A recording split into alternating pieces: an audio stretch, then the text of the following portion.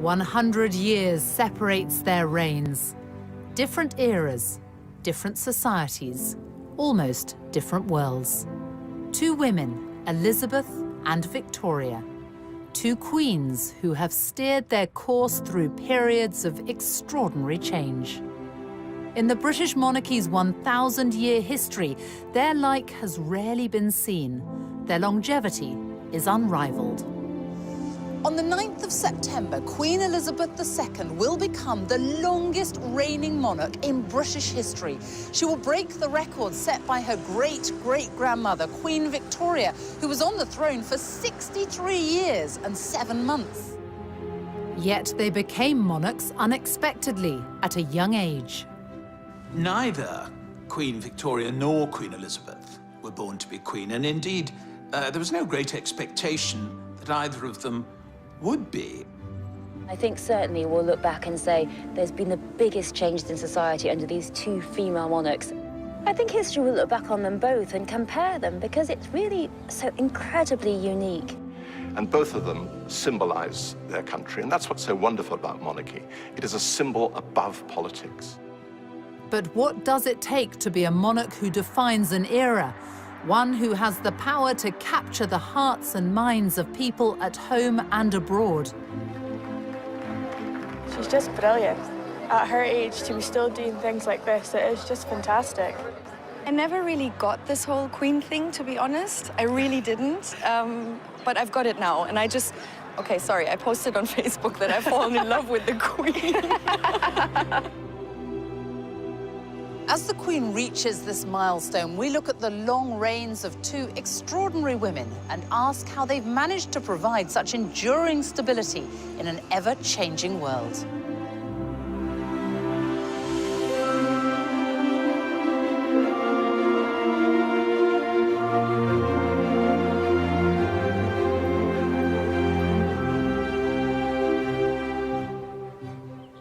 It's March 2015 at Canterbury Cathedral.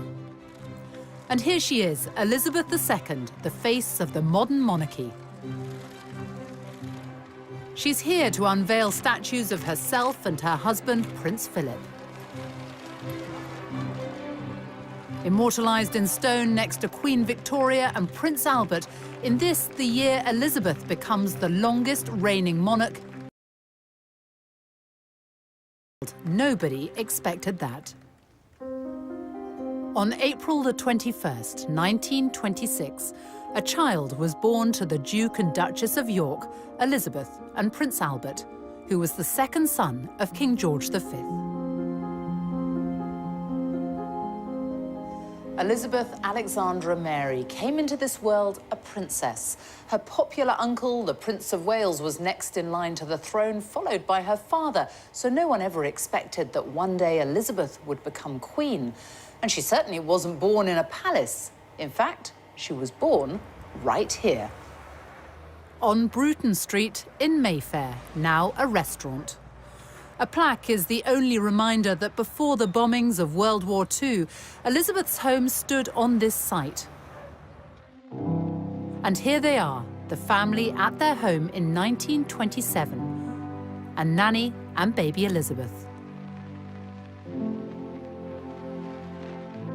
The young princess was expected to lead a relatively quiet life away from the full glare of the monarchy, which is just what people thought at the birth of another royal infant.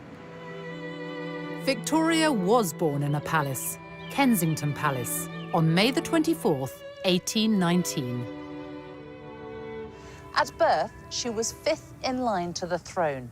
And even though her mother was fiercely ambitious, no one could have known that Victoria was destined to become queen.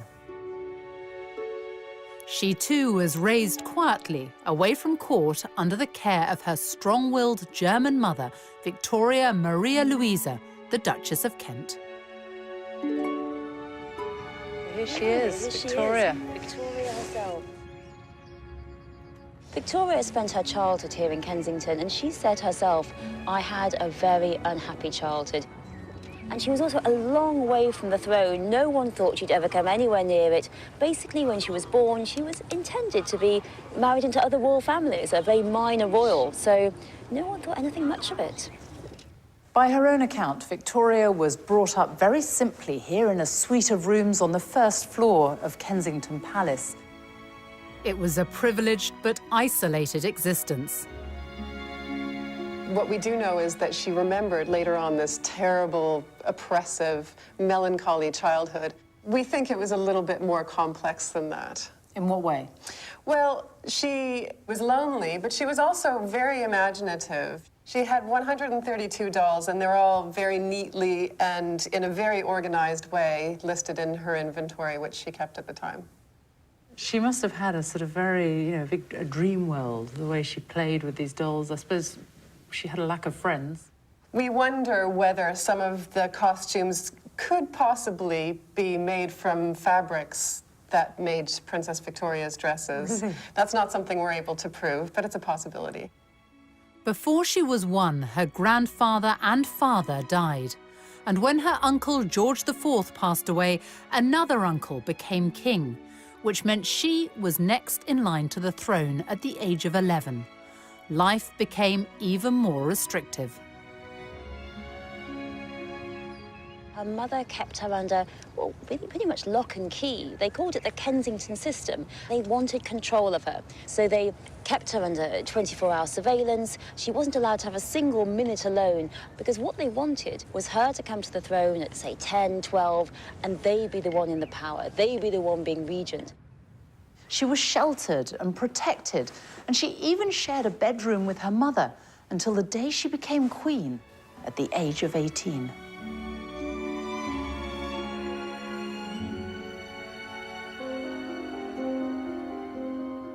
In stark contrast, Elizabeth's early life was happy and carefree.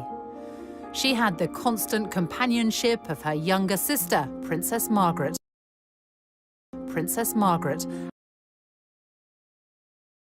We four. They had the common touch. They had ordinary Scottish nannies. Looking up. Boba MacDonald taught her how to iron the wrapping paper of her presents and put it away in a drawer so that she could reuse it. But she went on the bus, she went to the museums, and all the time, in those early years, she was just being prepared for the life of a young lady of the middle to upper classes. But all that changed suddenly in 1936. It was the year of the Three Kings. In January, King George V, Elizabeth's grandfather, died. Her uncle took the throne as King Edward VIII, but his reign lasted just 325 days. He abdicated in order to marry the twice-divorced American Wallis Simpson. By December that year, Elizabeth's father was king. Elizabeth moved here to Buckingham Palace with her family at the age of just 10. Her father was now king, and it must have been a huge change for the young princess, who until then had been raised in a more modest family home, albeit in Mayfair. It was 1937, exactly 100 years after Queen Victoria had arrived here at the age of 18. Victoria left Kensington Palace just weeks after becoming queen. Her first requests were for time alone at last away from her mother and a bedroom of her own. She got much more than that. Victoria became the first monarch to make Buckingham Palace her official residence. Over the years, she transformed the place, and visitors to this day are still met by the paintings of her nearest and dearest. How much did Queen Victoria change Buckingham Palace, and why? Well, I think she wanted to make it a centre of court life, and court life, I think, of a very different sort. I mean, the thing about the monarchy in the middle of the Victorian period was that it became respectable for the first time. And really, this was a palace which was going to house a court which was the epitome of the kind of new morality of the family and of society. Elizabeth has transformed this palace in another way. In 1962, she opened the Queen's Gallery to give the paying public access to the royal art collection.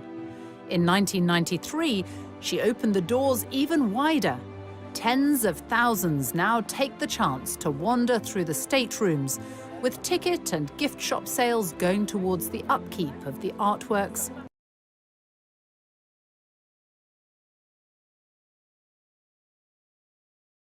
Guests are invited to a reception at Buckingham Palace for the Queen's Award for Enterprise, now in its 50th year. And each guest is greeted personally. It means a huge amount to these businesses. You could be in China, you could be in India and Brazil. People will see the emblem of these awards and they will know that you've got that because you're a very successful British business, and it actually then leads to more business, which is great news for Britain. Such a boost to me personally, to my confidence as a businesswoman, but obviously to the business. I've met so many fantastic other businesses, so I look forward to a lot more business networking as well. The questions she was asking tonight were quite interesting. They were very business orientated, and she obviously knows what's going on, which is great, you know. The Queen herself is such an inspiration for all of us. And so for women in general, I think, you know, I mean, an inspiration of hard work, dedication, you know, like what entrepreneurs should look up to.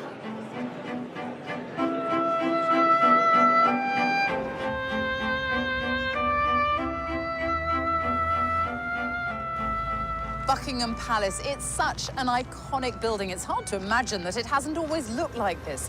But Queen Victoria wanted to extend the palace, and so she sold Brighton Pavilion to pay for it and added on this whole frontage, everything you can see now, including, of course, one of the most famous balconies in the world. Here's Victoria in 1893, first photographed on the balcony. And Elizabeth, her great-great-granddaughter, making her debut as a baby. Across time, the balcony became a sort of rallying point for the nation. No more so than in May 1945, when war in... as Elizabeth stood proudly by him in her uniform.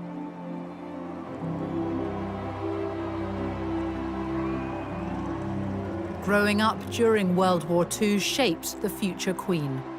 In 1940, she was the teenager who gave this radio broadcast for children forced to evacuate their homes. My sister Margaret Rose and I feel so much for you, as we know from experience what it means to be away from those we love most of all. You would have thought that the royal family would have been moved a long way away to safety, but instead the princesses came here. They lived here in Windsor Castle for much of the war, and the castle was stripped of all its finery. The paintings were removed and hidden in caves in Wales and other places. And it was a very much diminished castle, except for the magnificence of the buildings. There was a big air raid shelter built under one of the towers, which no one liked using, but they did when the air raid sirens sounded. As the bombing raids of the Blitz hit, it was suggested that the princesses should be evacuated, to which the Queen Mother had an immediate reply. She said, "The children would never leave without me. I would never leave without the king, and the king will never leave." Indeed, in September 1940, the king and queen were very nearly killed when a German bomber flew up the Mall and dropped its bombs directly on Buckingham Palace. They concealed how nearly they came to death. They realized instantly that they had to be the focal point of the nation at war. And that was transferred to Princess Elizabeth, and we have seen that ever since, duty is what has defined her and led her and inspired her. Elizabeth, unlike Victoria, was able to learn the art of being a monarch from her parents. But both entered public life in the same way and in the same place, each showing their commitment to the armed forces.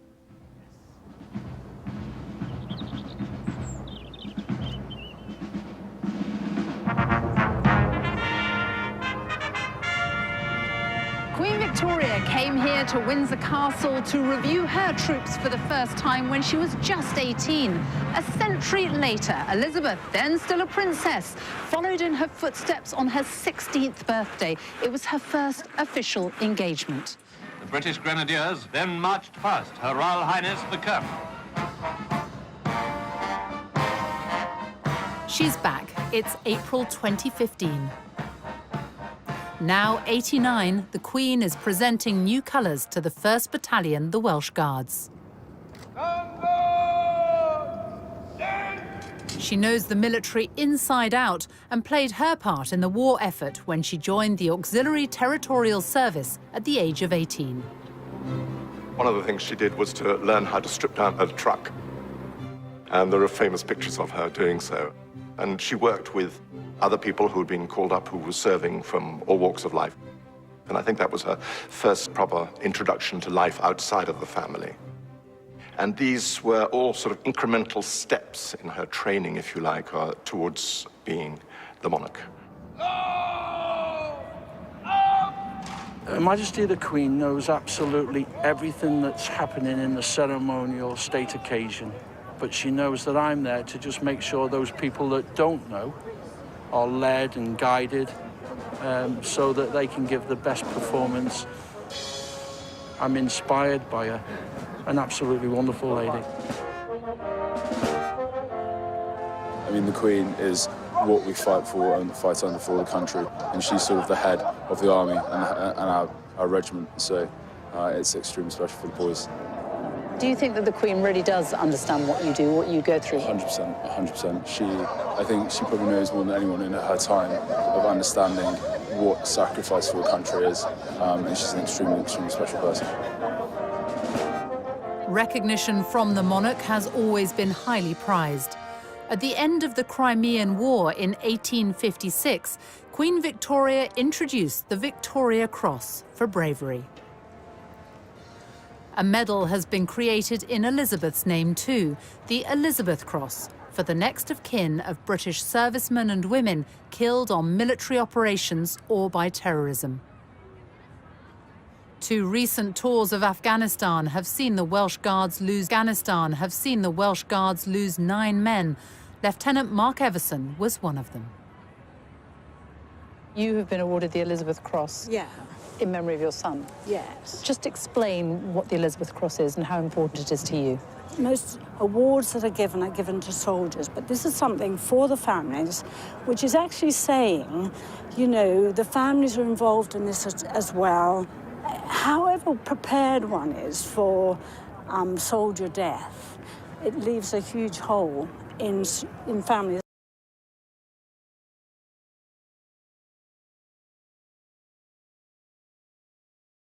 This memory, this little cross signifies that, really.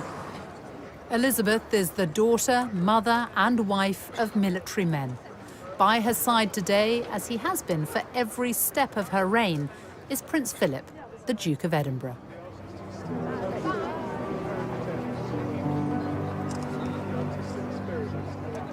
They got to know one another in 1939, as Elizabeth accompanied her parents on an official visit to the Royal Naval College, Dartmouth. The cadet assigned to show her around was Philip, a prince by birth of Greece and Denmark, also a great-great-grandchild of Victoria's. The Queen saw him, this handsome young Viking with his sense of humor. I think right at the start, his lack of reverence, his sense of informality appealed to her, as well as his stunning good looks. They became pen pals, with Elizabeth keeping a photo of a bearded Philip as he fought for his adopted country, Britain. It was a love match. And in 1946, after a holiday at Balmoral, they got engaged, and though secretly, because the King and Queen asked them to postpone the public announcement until the following year. The royal family and Princess Elizabeth's fiancé have permitted these special film studies to be made in response to the rapidly mounting worldwide interest in the forthcoming royal wedding on the 20th of November in Westminster Abbey. I am Alexandra Mary. Take thee, Philip, Take thee, Philip, To my wedded husband. to my wedded husband. To have and to hold. They wed when Elizabeth was 21.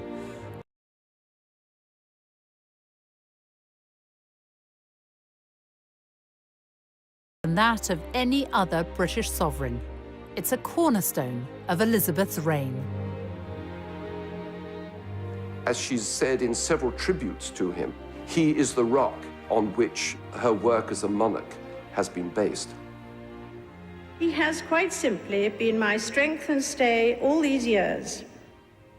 And I and his whole family, and this and many other countries, owe him a debt greater than he would ever claim, or we shall ever know.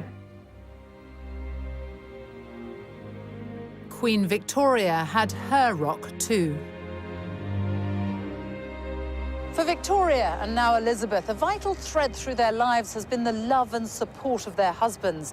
Both married European princes, both met their husbands-to-be when they were very young and then got to know them slowly through letters. He also looked like a film star. I mean, there's something very romantic in the fact that both Prince Albert and Prince Philip were both sort of gorgeous to look at. You know, that builds up the whole fairy tale. Victoria was 16 when she met Prince Albert of Saxe-Coburg and Gotha. He was her first cousin from Germany. It was determined, more or less, from childhood onwards, that Victoria would marry one of those Coburg children. There were some other candidates for her to marry, but that was the obvious one. And it was her great luck that she fell in love with him, besottedly. It was a real love affair and love match from the beginning. They kept in touch by letters, and she described him as so sensible, so kind, and so good, and so amiable too. She really hadn't had a chance to have anyone to love. She and her mother had been at loggerheads. She had no sister, no friend, no father. So she'd been a very lonely child, and all this passion had really pent up inside her. Obviously, Victoria's wedding to Albert on a grisly February day is essentially a private service. Victoria herself said that she noted every detail. Indeed, she does appear to have noted every detail in her journal afterwards. I think for Victoria, it was a wonderful day in every way. The couple were married in 1840. Victoria was already queen, so she had to propose to him. They went on to have 9 children.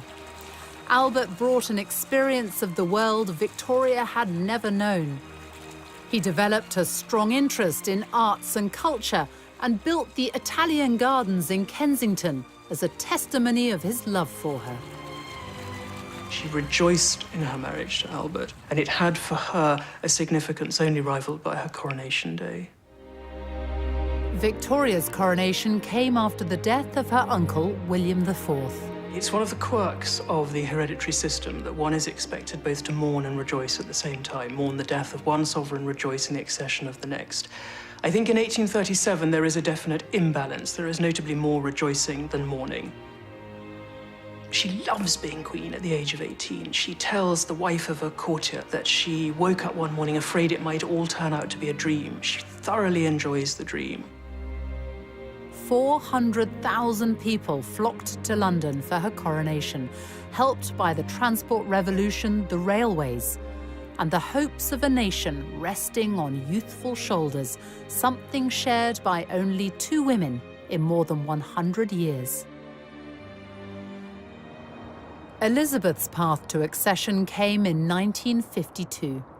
In January, she and Philip were waved off at the airport by her father, King George VI, as they began a Commonwealth tour in his name. It was the last time they would see one another. He was only 56. On February the 6th, 4,000 miles away from London, Princess Elizabeth was brought the news the world was soon to hear. It was announced from Sandringham at 10:45 today that the King, who retired to rest last night in his usual health, passed peacefully away in his sleep earlier this morning. People were shocked by the death of the King. It wasn't anticipated, except in an inner circle who knew just how ill he was. Elizabeth returned to London in mourning, a young woman who now held the future of the monarchy in her hands. For 4 days, King George VI lay in state in Westminster. I remember walking past the catafalque of King George VI. My mother took me and my brother Rory, and I was only 3. And we queued for hours. You can't imagine that now, can you? Queuing for hours outside Westminster Hall. But she said, you will remember. You will remember this all your life, and this is something we owe him. The nation mourned for the man who had saved the British monarchy. He passed on the essential value of duty to his daughter, something his great-grandmother, Victoria, understood well herself. In 1838, Queen Victoria, at the age of 19, came here to Westminster Abbey for her coronation. Just over a century later, her great-great-granddaughter Elizabeth followed in her footsteps and was crowned right here in the very same place. More than 8,000 people packed the Abbey that day, and millions were watching on the television around the world. Elizabeth was 27 years old and the mother of 2 young children.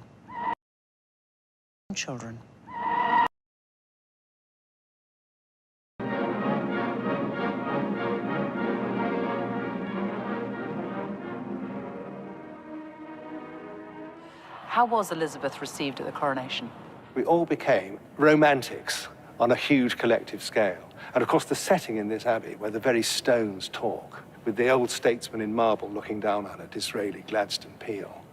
We were right in the middle of this wonderful combination, which the Brits pride themselves on, or did, of juxtaposing tradition and modernity and making the two work together. But above all, the young woman sitting just over there.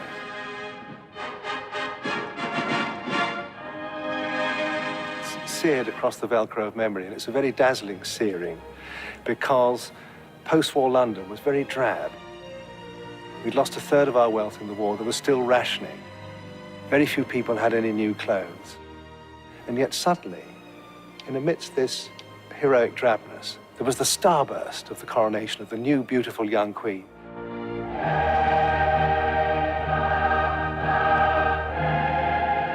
I remember it. I was on Victoria Embankment, and it was a kind of magic moment when the great golden coach went by, and then this smiling figure. It was one of the moments of the reawakening of the country after a long and tense and deprived period.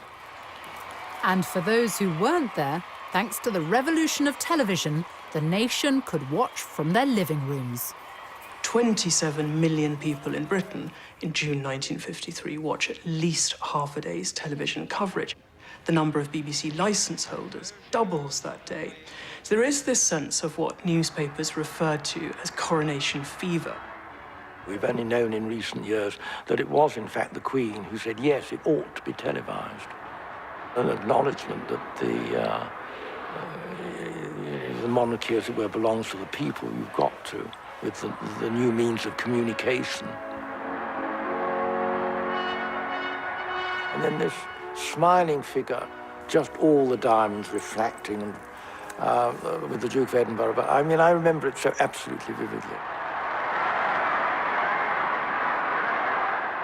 5 months after her coronation, Elizabeth returned to the Commonwealth tour she'd begun before her father's death. Now she was Queen and also head of the Commonwealth of Nations, which, from small beginnings, has expanded during her reign to take in 53 countries. She has visited almost all of them. I think historians will look back on the reign and achievements of Elizabeth II and pick out the Commonwealth. The Commonwealth is a real family, so successful that countries that are not former British colonies have asked to join and been allowed to join. For Victoria, she was Empress of India, with the reach of a global superpower, the British Empire. Not that she saw much of it. Britain did rule half the world and it stretched everywhere from Canada to Australia and included great tracts of Asia and Africa. And it's true that Queen Victoria didn't visit any of these places. She was very much in touch and thinking about them a lot. She became besotted with India and Indian culture in her later years. She taught herself Hindustani, and she could speak a little bit of Urdu. She would have loved to go to India, but they didn't let her. So in her mind and her spirit, she travelled, completely unlike Queen Elizabeth, who actually travels. Queen Elizabeth II has crisscrossed the globe for more than 60 years. Here and abroad, she has shaken the hands of history. It's June 2015, and once again, the red carpet is laid out on foreign soil. This is Berlin's take. This is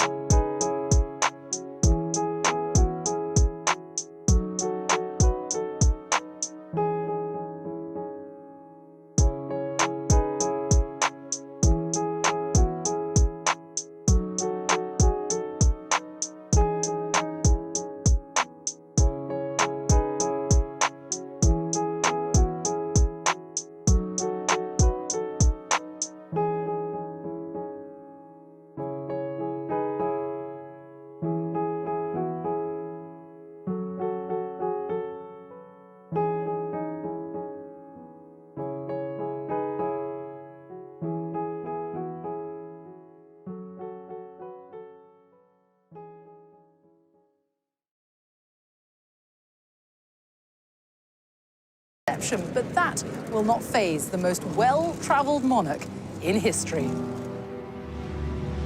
The Queen first came to Germany on a state visit in 1965. It was a country still divided by Cold War communism. Her visit was a gesture of solidarity and a step towards normalising relations with Germany in the decades after World War II. People still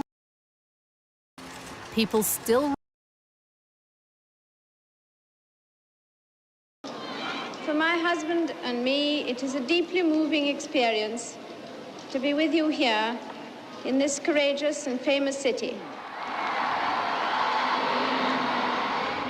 50 years on, Germany, now a unified country, has changed dramatically. The welcome for the Queen hasn't.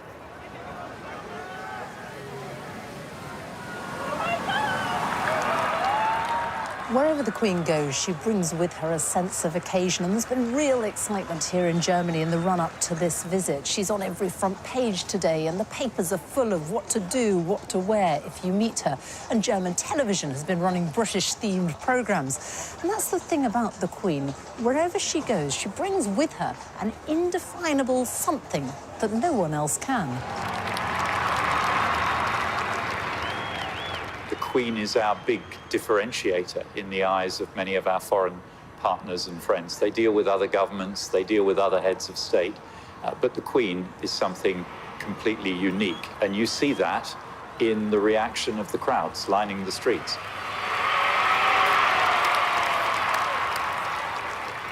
Two of the most powerful women in the world, one a monarch, the other the German Chancellor, who has been dubbed the Queen of Europe, and the German Chancellor, who has been dubbed the Queen of Europe.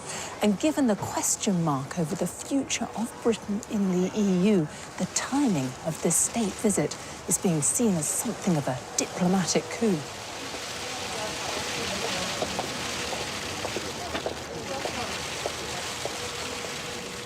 I think for many people, for many different reasons, this is a very important visit, a very important moment, and it brings Britain and Germany closer together at a time which is, for us, actually very important for there to be good and close relationships.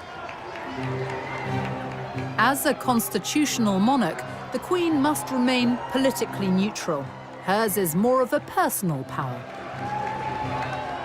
Arriving at the state banquet, she is wearing Queen Victoria's rubies as she delivers words echoing a lifetime of experience. We know that division in Europe is dangerous and that we must guard against it in the West as well as in the east of our continent. That remains a common endeavour. Flying the flag for the United Kingdom at the British ambassador's residence in Berlin. Every year, a garden party is held to honour the Queen, but this is the first time she and the Duke of Edinburgh have actually been able to attend. The interest in Germany in the Queen is already big. People have been thinking about the institution of the monarchy and about the overall relationship between Germany and the United Kingdom. In diplomatic speak, we'd call it soft power. It's what the Queen stands for. It's the values that she embodies, and that has deep impact. There's all those disputes we do have at the moment in Europe about Britain and Europe and the rest of the world. So it's important that we do have this unifying personality. She's there and she stands for something and a value that is not changing, and so it's like an authority. You know, all the emotions here at this garden party that show that there's a very strong belief in Germany that please stay in the EU, we need you. Very smiley and talkative, actually. Yeah, and I never really got this whole Queen thing, to be honest. I really didn't, but I've got it now, and I just... Okay, sorry, I posted on Facebook that I've fallen in love with the Queen.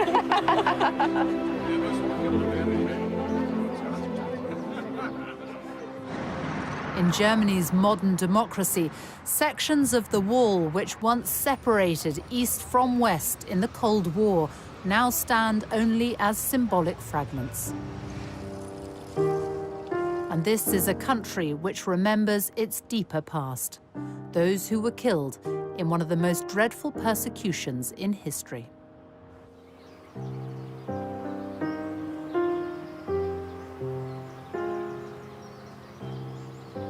70 years ago, British forces liberated this camp, and they discovered, much to their horror, that on this very soil, tens of thousands of people had died in a most horrific fashion.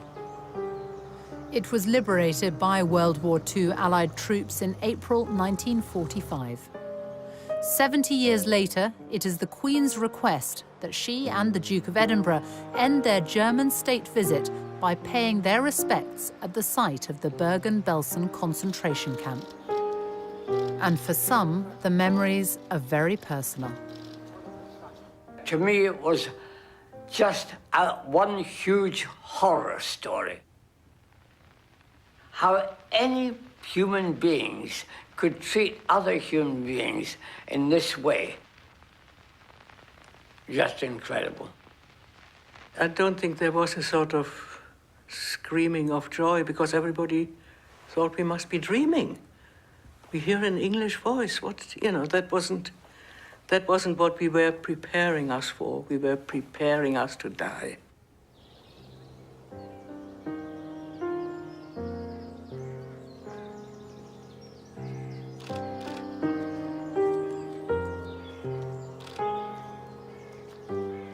her visit shows that she takes human suffering seriously. She identifies with the pain and deep suffering of the Jewish people.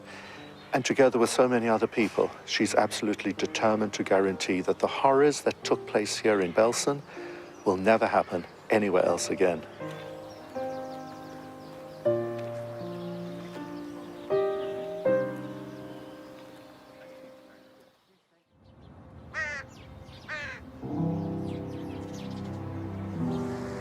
In Britain, religion and the monarchy are forever intertwined.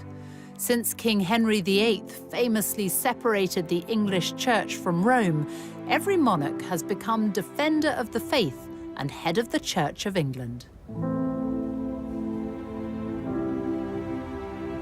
Victoria. She was devout, outspoken on church matters. She even wrote about her views on sermons in her diaries. I think that sincerity of faith is something that Queen Victoria shares with Elizabeth II. I feel absolutely sure that both women, in what is unquestionably a very lonely position, have felt upheld at moments, many moments possibly in their reign, by a very strong Christian faith. Many have found the practice of quiet personal reflection surprisingly rewarding, even discovering greater spiritual depth to their lives. In her Christmas broadcasts, she talks often about how the teachings of Christ are what inform and inspire her.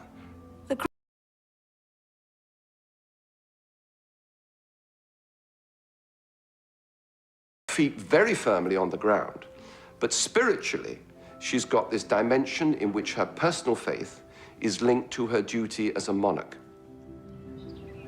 And each monarch also has formal duties in relation to the government of the day. It was during Victoria's reign that political power moved away from the sovereign, but she still kept a keen interest in the details of political life, as does Queen Elizabeth, who at the start of her reign decided to change the monarch's regular meetings with the Prime Minister into a weekly affair, the audience. When Parliament sits, the Prime Minister arrives for their regular meeting, where the Queen has what's been described as the right to be consulted,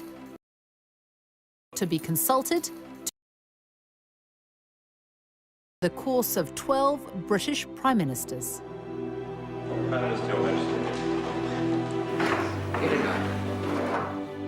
Her first PM was Winston Churchill, who'd known Elizabeth since she was a child and was the only elected Member of Parliament under both Victoria and Elizabeth. Well, Churchill was in love with her. There's no other way of putting it. A member of his private office said that he was dotty about her and felt very protective of her and wanted to ease her into the duties of monarchy.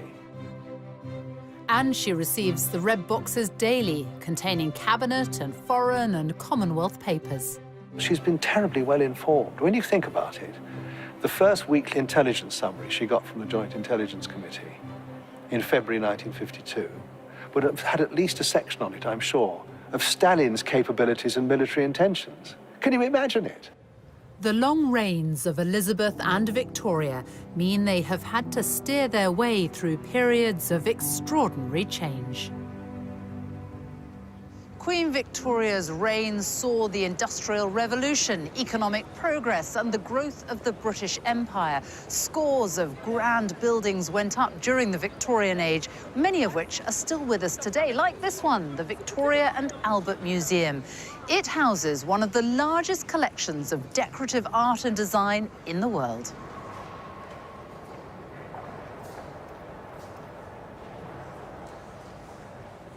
So, what is Victoria and Albert's legacy in terms of art and culture?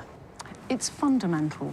I mean, this museum, as you know, is the Victoria and Albert Museum, and that name is not an accident. It was renamed the Victoria and Albert Museum in 1899, and it was one of Queen Victoria's last public appearances when she came to lay the foundation stone of the front of our museum. How big a role did Victoria and Albert have in bringing the arts to the people?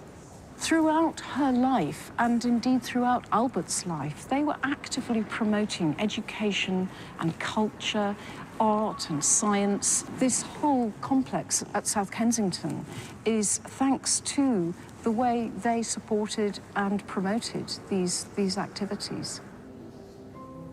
So much so that this area became known as Albertopolis, also taking in the Albert Memorial, Victoria's vast tribute to the man she adored, who died at the age of 42. The great expansion seen in the Victorian age has not been repeated during Elizabeth's reign. Instead, there have been huge leaps in science, technology, medicine, even space travel, and far greater freedom and tolerance. In an age of rapid innovation and cultural change, the Queen recognises pioneers from every field. At Windsor Castle, she has a gathering of the holders of the Order of Merit. It's a celebration of the elite from music, art, medicine, astronomy, architecture, theatre. Queen Victoria may have been the first monarch to try the telephone with none other than the inventor Alexander Graham Bell.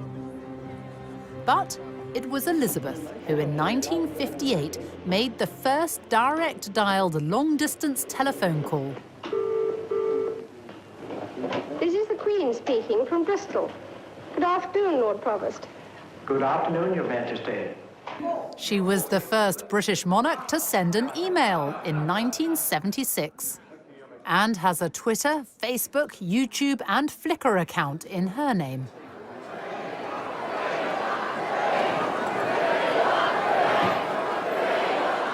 In the monarchy's 1,000-year history, only 2 British sovereigns have marked their silver, golden, and diamond jubilees. Victoria and Elizabeth.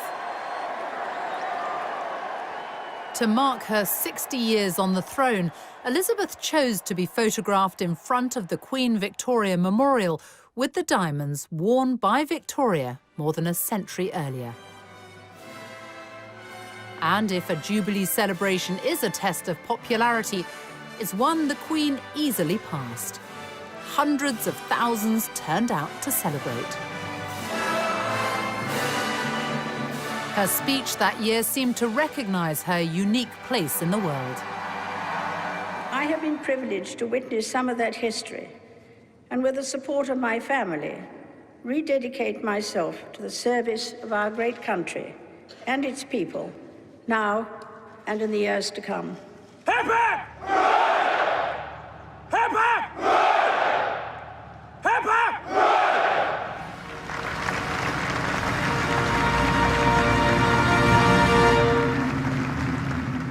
And then that same year, for the London Olympics, the Queen was cast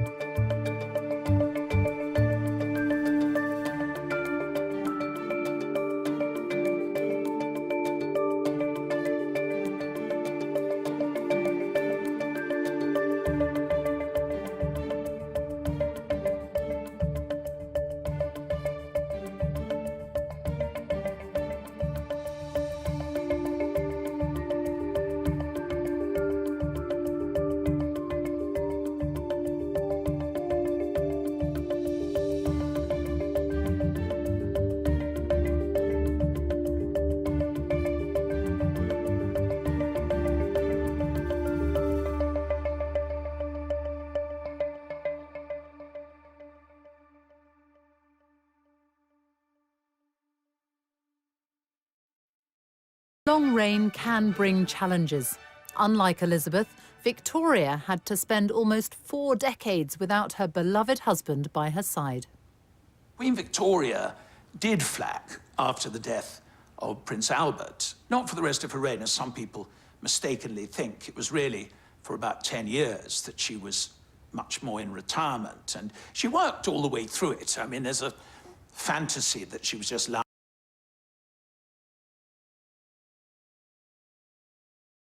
years. The politicians constantly feared, because she was so reclusive and shy and didn't like waving from balconies and didn't wear crowns, that somehow or another she was out of touch. And in a very mysterious way, she wasn't. In June 1897, Queen Victoria was persuaded to make an effort for her Diamond Jubilee. She was captured in this rare footage, and she had an empire to call upon.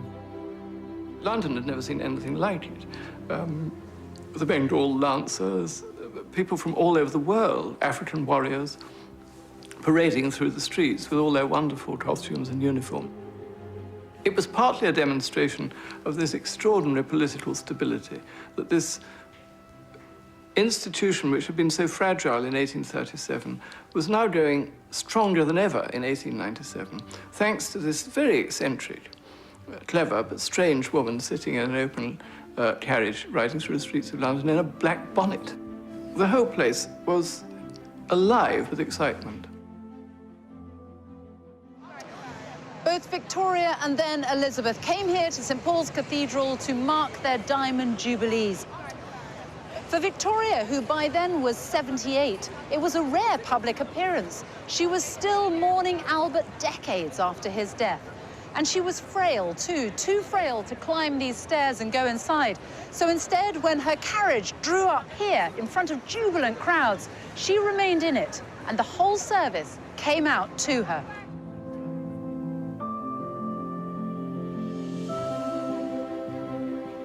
But we do know what Queen Victoria thought about her Diamond Jubilee. She wrote about it in her journals, and just a few years ago, Queen Elizabeth had them all put online.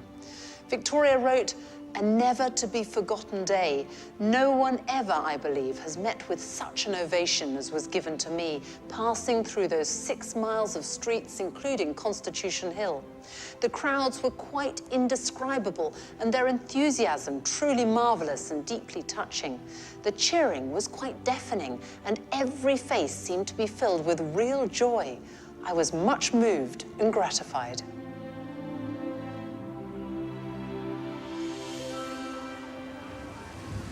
As well as being visible, the monarch must connect with every part of the United Kingdom. Today, the Queen, a direct descendant of Mary Stuart, Queen of Scots, arrives in Edinburgh for Holyrood Week. It starts with the ancient ceremony of the keys, unchanged since Victoria's time. Well, it's a very significant process because it's the presentation of the city's keys to the monarch. But also, you know, for people of the city, it's a meaningful event because it's about the Queen's authority in the city. It's also about a welcome for garden party guests in the spectacular grounds of the palace. Royal garden parties were introduced by Victoria at Buckingham Palace in the 1860s and brought here to Scotland by Elizabeth's grandfather, George V. This is the Queen attending as a child. 8,000 people have been invited to this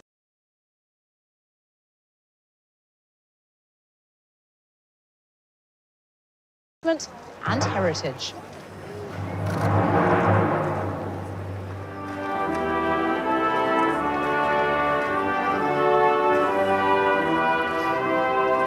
She's just brilliant.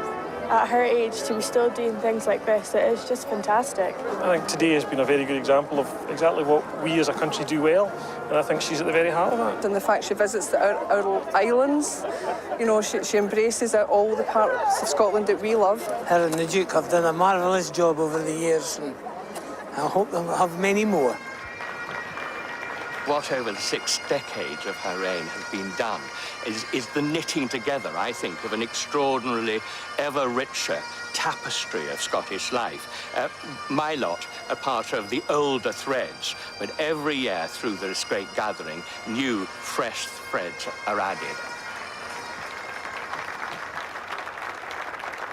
The Queen has deep personal connections to Scotland. Her mother grew up here. Her sister, Princess Margaret, was born here. In fact, she was the first royal baby to be born in Scotland for more than 300 years. And since she was a child, Scotland is where the Queen has always come on her family holidays. During late summer and autumn, the Queen still enjoys her longest spell of privacy in the place she's visited since childhood.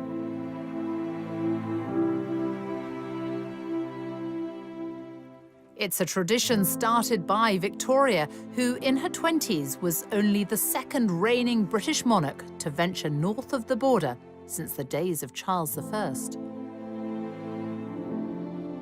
Queen Victoria and Prince Albert fell in love with Scotland. Prince Albert saw Germany in it. He was reminded of Germany, the sort of forests of firs and all that kind. Queen Victoria was privy to a kind of ordinary life up there that was more difficult in Windsor or in London. Victoria did deer stalking and watercolours and long walks in the heather and getting rained upon and all that. I think there's something about its sort of vastness when you get up into the Highlands, and that sense of being far away in this kind of mountain kingdom. Victoria and Albert bought land here, which they developed, building the magnificent Balmoral Castle. Balmoral was very carefully chosen up on a bluff with the forest quite far back and the water very much below and so on. And it became their own place. You know, it wasn't a house of the British monarchy. It was the house of Victoria and Albert. And that meant a great deal to her. The home, lovingly designed by Albert for Victoria, now belongs to Elizabeth. A private residence, but no longer just a royal idyll. For 18 weeks of the year, it's open to the paying public. As she grew older, Victoria spent much of her life at Balmoral. She was here on Wednesday, the 23rd of September, 1896, the day she overtook her grandfather, King George III's record. She wrote, "Today is the day on which I have reigned longer by a day than any English sovereign." Just days after Victoria had become the longest reigning monarch, she was pictured right here beneath the terrace at Balmoral. It was a very special moment, and that's because it was the first time that Victoria had ever been captured on film.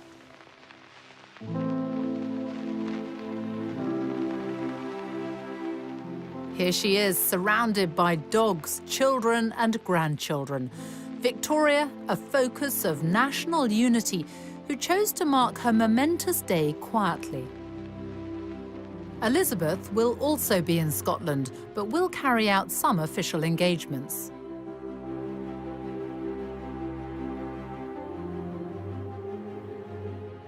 This is where Queen Victoria was on the day that she became the longest reigning monarch in British history. And this is also where her great-great-granddaughter, Queen Elizabeth, will be when she passes that record on the evening of Wednesday, September the 9th. She will have been on the throne for 23,226 days. There'll be no fuss, no grand celebration. It's business as usual, we're told. But all the same, it is a remarkable achievement and something none of us will ever again see in our lifetime.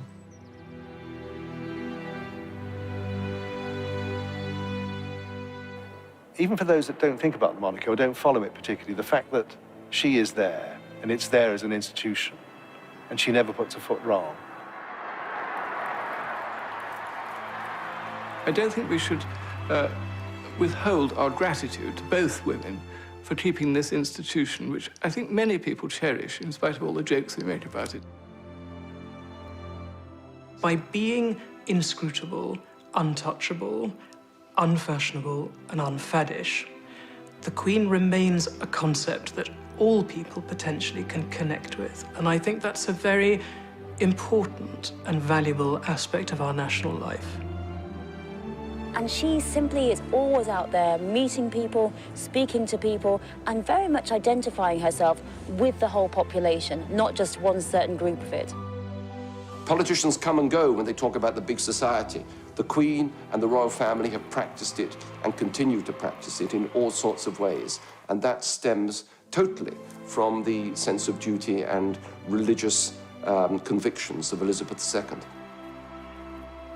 This is a great country, and one of the reasons it's great is because we have had this continuity of kings and queens for so many centuries, and this queen is probably going to be seen as one of the greatest of all. I think what she has done is she has made us all believe again in the viability of the institution she represents. And to me, that's a great achievement. I declare before you all that my whole life, whether it be long or short, shall be devoted to your service and to the service of our great imperial family to which we all belong. That I shall not have strength to carry out this resolution alone unless you join in it with me, as I now invite you to do. I know that your support will be unfailingly given. God help me to make good my vow, and God bless all of you who are willing to share in it.